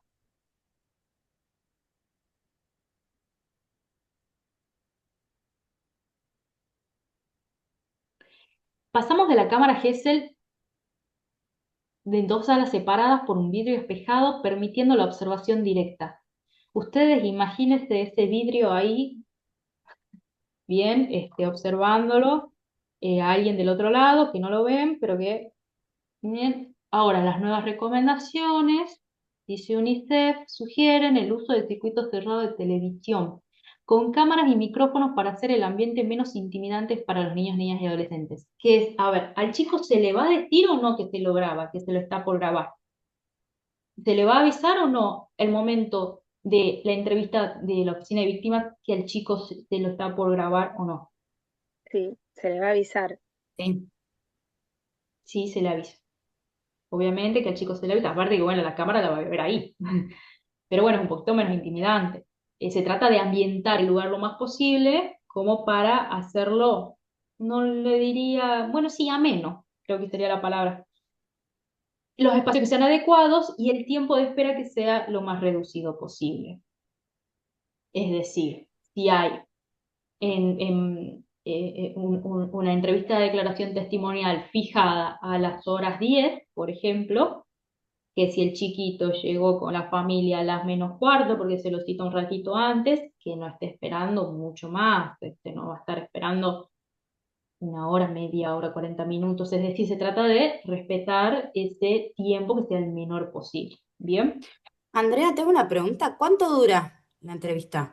¿Cuánto aprox? ¿Hay un Depende del tiempo así relato. esperado? No, depende del Depende también de las relato. preguntas. Ah, Sí, sí, el hecho va a depender mucho de todos esos factores. Si aparecen hechos nuevos en medio de la entrevista, si hay que pararlas, si hay que reagendar otras, eso depende de lo que puede pasar. Pero bueno, si no, no, como una hora mucho, algunas veces puede pasar más. Eso es muy variable. ¿Qué les parece a ustedes que es más amigable para la infancia? No sé si alguna vez escucharon hablar de esto bueno, seguramente escucharon hablar de perspectiva de género, pero escucharon hablar una vez de perspectiva de infancia, pero que está de estas dos imágenes. ¿Qué les parece más amigable para un niño que llega a un lugar a Siempre donde hay declarar? sí, juguetes. donde haya juego, claro. Donde sea un entorno más familiar también para el niño, ¿no? Los juegos, algo que... Bien. ¿Y ustedes incluirían juegos, juguetes? Sí, todo. El empapelado parece como que está dentro de su propio cuarto. Eh, sí, la luz también le cambiaría. Esa luz blanca es terrible. La cálida es mejor. Sí, supongo que interviene. El sonido, parece le podría poner una música particular. Mm. Pero juguetes pondrían. Les Sí, pregunto, quiero saber su opinión. El tema de los juguetes es un tema, porque me pasa que a veces los chicos, si son chiquitos, viste, que no ellos no entienden mucho la importancia de a lo que van y en algunos lugares que voy, que hago las testimoniales en las comisarías de la mujer que tienen unas salas de esperas hermosas, todas con juguetes, y a veces pasa que los nenes no quieren abandonar la sala de espera para entrar al... Es un tema, yo entiendo, es re importante lo de amigable, pero a mí a veces se me ha complicado con eso de, bueno, se puede hacer, pero es todo se requiere un poco a veces de trabajo que el nene entienda, bueno, ¿por qué ahora tenemos que dejar de jugar para ir a pasar una testimonial? No es fácil, con los más chiquitos a veces se complica. Hay un es debate como con respecto el a perro. O sea, el Mm, mismo debate que decíamos del perro. Es como, hablábamos por de ahí los factores podría ser distractores, sí. contraproducente si lo miras desde una posición. Y me quedé pensando que si los menores son más grandes, ya los juguetes tendría que haber una computadora con videojuegos, algo así. Porque El tema es que no cada funcione vez va a como un haber más eso. distractor tampoco, que no funcione como un distractor, no es una hora de juego No, ese por momento, Y eso. hay que digamos. ver qué juguetes también, ¿no? Porque no todos los Claro, juguetes tienen las mismas características o la misma estructuración. Entonces hay que ver para qué el juguete. Ya vamos a volver al final sobre eso. Resulta imprescindible tomar las medidas necesarias para evitar que la niña o niño se encuentre con las demás personas involucradas en el proceso. Esto lo dejé ahí porque quería que lo vuelvan a leer, pero yo creo que ya lo releyeron. Cuando asiste a la entrevista de declaración, lo que puede ser negativo para él mismo y para la entrevista. Bueno, la entrevista previa a la EDT, la preparación y las condiciones para la declaración. Andrea, tenemos que ir redondeando. Cerrando, sí, sí. Sí, ya estaba viendo la hora, por eso como estaba apurada. Les voy a tratar de pasar como lo más superficial, pero importante. Pero esto llega un poco, a ver, ya lo vimos, sí, porque son las necesidades especiales, las capacidades, los antecedentes, el nivel de desarrollo, las potenciales barreras, idiomática, discapacidad, el estado emocional de la víctima. Esto hay que evaluarlo sí o sí. Esto es a grandes rasgos. Ahora, ¿qué es lo que nos dice UNICEF? El lenguaje claro es la primera de las cosas que dice, porque el lenguaje, como lenguaje claro, hay mucho dicho al respecto. Tiene que ser un lenguaje accesible y sencillo para el niño. Después, al final, les voy a hacer una pregunta, a ver cómo se llevarían ustedes, alguno que se anime, con esto de explicarle en lenguaje claro a un chico de qué trata esto. También se le informa al adulto responsable, es decir, no es que la entrevista va solo con el niño, sino que también es con el adulto que lo está llevando, porque el adulto puede venir con muchísimas dudas, obviamente, porque no se le ha explicado una instancia previa de qué va todo esto que está haciendo ni para qué es la prueba.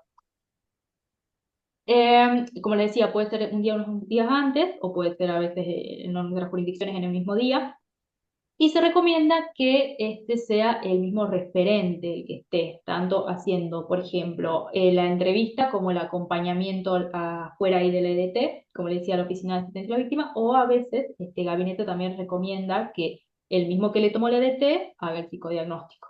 Bien, esto porque favorece la relación, es de preferencia, puede no ocurrir igualmente, ¿no? Se debe evitar discutir con el niño o la niña los aspectos relacionados con los hechos que serán objeto de entrevista testimonial. O sea, al chico no se le dice, ¿y a vos qué te pasó? Y contame dónde, y quién te hizo, y eso va en el informe. No, eso no se hace. Eso no se hace, no es el espacio y no hay un control de prueba para hacer eso, o sea, no están dadas las condiciones. Nosotros no tenemos una función de ver qué es lo que ocurrió. No, eso se va a hacer en la EDT. Esta es la entrevista previa para ver si el chico puede pasar a esa EDT. Esa es la claridad que hay que tener. Porque ahí sí que es muy peligroso revictimizarlo. Y aparte ya ahí volvemos a tocar el relato, ya es muy peligroso.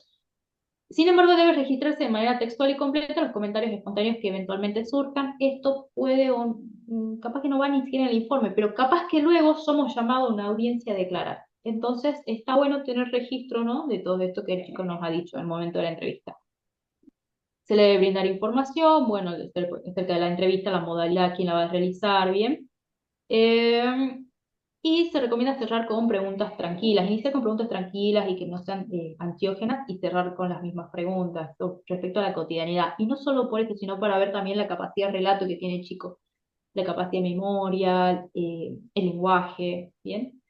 Esto para la entrevista, para la EDT. Bueno, esto un poco más lo mismo. Sí, sí, sí, sí. Sí, bueno, esto de la discapacidad también importante, las adaptaciones, puede ser acompañado de persona de confianza, en el caso del EDT, en el caso del que lo requiera, por lo menos así es acá en Tucumán. Hay que ver si no estuvo ya en una EDT, porque puede ser que haya chicos que ya hayan participado, pero porque estaban como parte en otros procesos, bien, en familias que hayan tenido estas situaciones. Hay que identificar problemas clínicos o psiquiátricos, bien. Por ejemplo, un chico que te dice que, bueno, tiene ataque de pánico, va a ver ver en ese momento qué se sugiere al gabinete, dar conocimiento de este diagnóstico, ¿no?, de preferencia, y si el chico está tomando una medicación, por supuesto que no la discontinúe para el momento del ET. Esto lo vamos a pasar. De igual forma, no se preocupen porque después esto está todo en el documento que yo les paso, o sea que lo van a poder leer mejor. Bueno, esto es acerca del funcionamiento de la oficina de víctimas, esto es para Tucumán solamente. Los principios rectores no son distintos de lo que en general se trabaja con otras provincias, pues son básicamente los mismos protocolos. Esto sí, bueno, acá lo marqué como negrito, vayan a la parte donde dice evitación de emitir juicios de valor y o preguntas culpabilizantes, estigmatizantes e improcedentes. Esto es en todos lados, con el momento que uno hace una entrevista, pero sobre todo acá hay que ver cómo se pregunta, qué se pregunta y tener claro para qué estamos interviniendo, ¿no? Y la escucha siempre va a ser activa y atenta, como en todas las intervenciones de la psicología. También hay que identificar potencialidades, es decir, nosotros tenemos éticamente tenemos que tener una posición salugénica, es decir, ¿qué sí puede hacer el chico? No identificarlo con lo que el chico es, carente en este aspecto, no lo puede realizar en este aspecto, no, sino decir qué es lo que sí el chico puede hacer, qué potencialidades tiene o qué facilitadores puede tener él mismo por sus propias características para el momento de la entrevista. Y si existen, ahí abajo dice, ahí perdido abajo en negrita dice la existencia de medidas de protección. Cuando un chico está viviendo con un imputado en la casa y no hay una medida de protección de persona o de restricción de acercamiento, no es conveniente una entrevista de declaración testimonial, ¿sí? Esto no es conveniente porque no están dadas las condiciones, porque el chico está con miedo, porque no va a ser igual a hablar y porque puede ser peligroso, sobre todo. Es uno de los casos de informe negativo. Bueno, nada, luego se realiza un acompañamiento, como yo les decía. Una de las funciones de la oficina de víctimas son los acompañamientos a lo largo del proceso judicial de las víctimas, que en preferencia se realiza con un referente único, en preferencia, pero puede ser en interdisciplinario. El informe de factibilidad y conveniencia que esto es lo que nos convoca básicamente, como les decía, es la evaluación de las condiciones cognitivas, emocionales, contextuales para declarar. Y detalla las necesidades especiales o aspectos necesarios que pueda requerir el chico. Por ejemplo, en casos de discapacidad o de algún trastorno psicológico, y busca preservar la salud del declarante. Esto es muy importante, ¿sí? Em, Esto quiero que vean, lo que decíamos hace rato, que era lo factible y lo conveniente. ¿Qué es lo que se puede hacer? La factibilidad y la conveniencia, que es lo útil o oportuno, que es lo provechoso, ¿bien? Hay una pregunta a la que va a responder la factibilidad, que es, ¿existen condiciones, estas cognitivas, auditivas, contextuales, para que pueda declarar? Y la conveniencia se va a preguntar acerca de realizar la declaración en este momento. ¿Es adecuado desde el punto de vista de la salud, la protección y el interés superior? Esas son las dos preguntas básicas. Esto lo hizo un compañero mío de equipo, Campos Albo, que ahí les pongo la referencia. Y por un lado vamos a tener entonces una valoración técnico-subjetiva de la factibilidad, y de la conveniencia vamos a tener una dimensión clínica e institucional. ¿Para quién es conveniente que el chico declare ahora y por qué no puede declarar después? La factibilidad versus la conveniencia. La factibilidad entonces responde a si la víctima puede declarar desde una perspectiva técnica, cognitiva, y la conveniencia evalúa si es adecuado hacerlo en este momento, considerando la salud, la protección e interés superior del niño y niña adolescente. Por lo tanto, vamos a tener tres resultados posibles del informe. El informe por factibilidad y conveniencia previo a la entrevista de declaración testimonial puede ser positivo, donde recomienda declarar, puede ser negativo, donde no se recomienda avanzar, y puede sugerir una reevaluación más adelante para ver si estas condiciones cambiaron, o puede ser de incomunicación porque simplemente no se logró contactar a la víctima. Esto también puede pasar, porque puede ser un factor externo. Puede haber ocurrido algo en el medio, cambió el celular, lo perdió contacto a la fiscalía, lo que fuera, no quiere atender, puede haber una incomunicación que no será leída con algo inferencial de por qué dice incomunicación. No, simplemente es una incomunicación, ¿bien? Continuemos. La parte cognitiva va a evaluar si están las funciones mentales superiores, el estado emocional, y lo simbólico mínimo que se requiere para que pueda hacer ese relato. Igual esto no garantiza nada, porque estamos también con lo volitivo. ¿Quiere ahora? Bueno, está bien. ¿Va a querer ese día? ¿Puede cambiar de opinión? Bien. ¿Qué pasa acá con el deseo? Esto ya tiene como una visión psicoanalítica del propio autor de Campos Galo. Se está respondiendo a una demanda del otro, de la familia, de la escuela, de algún operador judicial, de la fiscalía.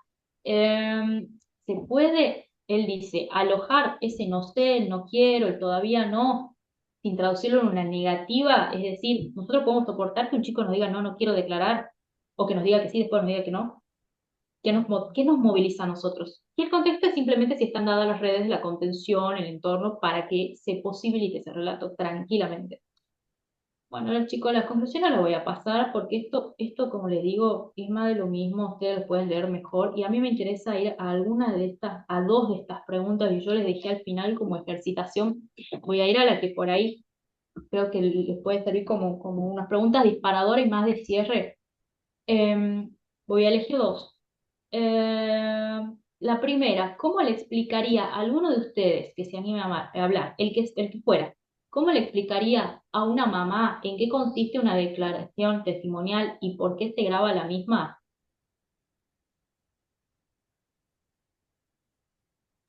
Yo generalmente les explico que es el momento en que se escucha si el No, nene para quiere decir. Marianela, porque vos tenés experiencia, déjalo a alguno que vos venís con mucha experiencia. Dejar a uno que no lo haya pasado esto, que se tenga por primera vez que imaginar. Se encuentra otra mamá, acá está el chico fue víctima de abuso.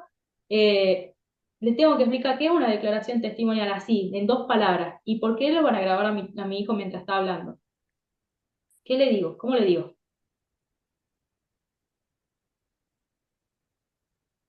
Bueno, no sé, capaz que diga cualquier cosa, pero que la idea de la entrevista justamente es darle valor al relato del niño, darle un lugar para escucharlo y que se graba justamente para que ante una necesidad de volver a escuchar ese relato, no tengan que volver a exponerlo al niño, justamente para resguardarlo, y que nada, la idea de esto justamente es que sea beneficio para él.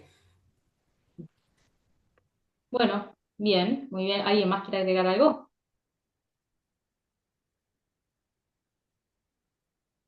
Bien, bueno, sí, es un buen inicio, es un buen inicio. Pero ¿qué pasa si ahora este chiquito de 6 años que está acá con la mamá tiene un diagnóstico de discapacidad intelectual? ¿Qué pongo en el informe? ¿Cómo puedo sugerir alguna adaptación para la EDT? ¿Qué pongo en el informe previo? ¿Qué sugiero para que a ese chiquito le pueda ir bien, dicho fácil, el EDT? Y todas las adaptaciones necesarias para ese chico según su discapacidad o su Por ejemplo, problema. ¿a qué se le ocurre? Puede Y en ser, el por caso, ejemplo, que haya, perdón, en el Sí. caso de autismo podría ser que el ambiente donde declara esté adecuado para él, con adaptaciones de sonidos, luces y la utilización de pictogramas, por ejemplo. Ujú, bien. ¿Algo más? ¿Alguien más? El tipo de lenguaje, comunicación, Sí, el tipo si de va a ser a través de preguntas, pictogramas. el tipo de Muy bien. preguntas que se van a hacer. Tratar de adecuar justamente que él pueda tener la facilidad para responder y no que sea algo que imposibilite su comunicación, ¿no? Perfecto, perfecto. Bueno, chicos, hasta acá. Ahora sí, saco la diapo, ahí abajo les puse el mail por si necesitan. Pero acá la presentación, obviamente que está abierto a si Carlos nos dice cómo continuamos, y si hay un espacio de algo más, de pregunta de algo más o no. Y si no, espero que les haya gustado y sido útil en el sentido de darles un aproximado a esta área de incumbencia de la psicología que es muy importante, muy relevante para el tratamiento de víctimas. ¿Bien? Te hago una pregunta, Andrea. Sí, sí, sí. A ver, déjame compartir. ¿Se puede llevar al niño a que conozca previamente el lugar para que no sea un Sí, lugar desconocido con anterioridad? sí, sí, y se lo hace, ¿no? Sí, sí, sí, hay muchas jurisdicciones que lo hacen, este, para que pueda conocer, para que lo pueda ver, sí, porque lo puede ayudar a relajar ese día. Sí, sí, es una buena forma. Bien, Súper gracias. claro, Andrea. Yo te quería A ver. preguntar, perdón que ya sé que estamos en el tiempo, No, no, no, ¿qué no, tipo no, de pregunta. ¿qué tipo de acompañamiento hacen posterior a la declaración testimonial? Creo que te entendí que hacen algún tipo de acompañamiento. Claro, es que está dispuesto en el protocolo de la oficina el acompañamiento a la víctima durante el proceso judicial, especialmente, por ejemplo, en los casos de las audiencias, del debate oral, de la formulación de cargos, pero puede llegar la víctima sola y conoce la oficina y llega y no sé, necesito un turno psicológico para mi hijo porque se siente mal, porque necesita iniciar terapia, porque no consigo, porque está abarrotado el sistema por lo que fuera, o necesito saber cómo va el proceso. También está esa parte, porque acuérdate que la oficina tiene también un asesoramiento legal. Entonces puede llegar por asesoramiento legal, puede llegar por una cuestión social. ¿Sí?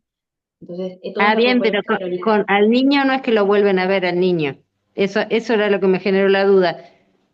Ah, no, no, no, no, no se lo vuelve a citar. Le puede pasar que Está lo bien. traigan, ¿no? Porque no tuvo con quién dejarlo. Puede pasar. Claro, no, sí, sí, Pero no, no se está lo vuelve a citar. buenísimo porque Claro. se trata de que no se enganchen mucho en el lugar de No, víctima, que no no, queden no. como... Incluso algunos están dispuestos que se haga un acompañamiento, a veces está dispuesto como un pensamiento que se haga un acompañamiento post sentencia para ver cómo quedó luego esa persona del tránsito por el sistema judicial. Incluso ahí. Pero no es que se lo vuelva a citar al chico para ver, no, no. Máxime se hablará con el referente a ver cómo continúa y si pudo bueno, ordenar algo de estas situaciones de vulnerabilidad en que estaba inserto, ¿no? Andrea, y Sí. en el caso que se dé la victimización secundaria y haya trauma nuevo, pongámosle que el chico está yendo a un psicólogo y el psicólogo detecta esto. ¿Pasa normalmente y cómo se denuncia? Bien, en el caso, como decíamos, de ser un psicólogo tratante y toman conocimiento de un hecho nuevo, bien, también tienen que acercarse a poder declarar, ¿sí? Tienen la obligación y ahí ya bueno, en este caso acá las unidades fiscales motorizarán ese proceso, pero sí, Pero sí, sí, pasa, no, puede pasar. pasa, o sea, la Puede victimización pasar que el chico secundaria. cuente de a poco, porque el relato, es que eso vemos con el relato capaz que no es completo, preciso, puede ser que el chico cuente a poco, no porque se acuerde de a poco, sino porque se anime también a contar de a poco. Entonces, puede pasar aparecer un nuevo imputado. Entonces, bueno, eso se tiene que ser trámite, ¿entiendes? Trámite judicial. Y entonces, por eso la importancia de que si en la clínica se detecta alguna situación, aun si fuera sospecha, ¿no? Si está puesto en el código, se tiene que denunciar. Bien, Andrea, Gracias. agradecemos. Debemos finalizar por cuestiones de horarios y de actividades que tenemos. Ha sido muy claro, muy enriquecedor que hayas compartido tu experiencia con nosotros. Muchas gracias. Muchas gracias a todos por escuchar y por su tiempo. Espero que tengan una buena tarde. Espero que les haya sido de utilidad. Muy bueno, Andrea, gracias. La verdad, espectacular.